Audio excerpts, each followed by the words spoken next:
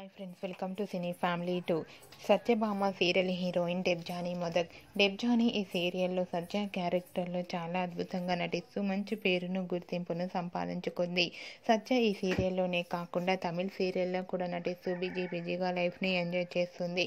సత్య ఈ మధ్య సోషల్ మీడియాలో చాలా యాక్టివ్గా ఉంటూ తన personal and serial and family అప్డేట్స్ని ఎప్పటికప్పుడు షేర్ చేస్తూ ఉంటుంది.